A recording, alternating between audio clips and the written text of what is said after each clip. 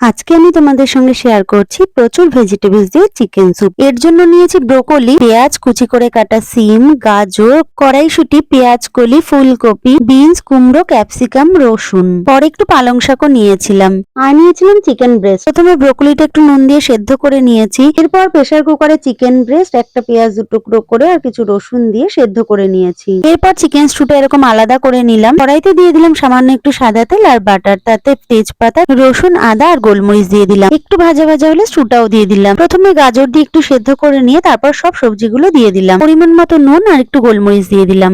এরপর দিলাম সেদ্ধ করা ব্রোকলি আর পেঁয়াজ কলি। তারপর চিকেনটাকে ভালো করে ছাড়িয়ে নিয়ে ওপর দিয়ে দিলাম। তারপর দিলাম কর্নফ্লাওয়ার গোলা জল। একদম লাস্টে একটা ডিমকে ভালো করে ফেটিয়ে নিয়ে ওপর থেকে দিয়ে দিলাম। তারপর দিলাম একটু লেবুর রস। তো রেডি হয়ে গেছে স্যুপ। এই স্যুপটা কিন্তু বাচ্চাদের জন্য খুব উপকারী। তো তোমাদের কিরকম লাগলে অবশ্যই কমেন্ট করে জানিও। ভালো লাগলে একটা শেয়ার আর সাবস্ক্রাইব করে দিও।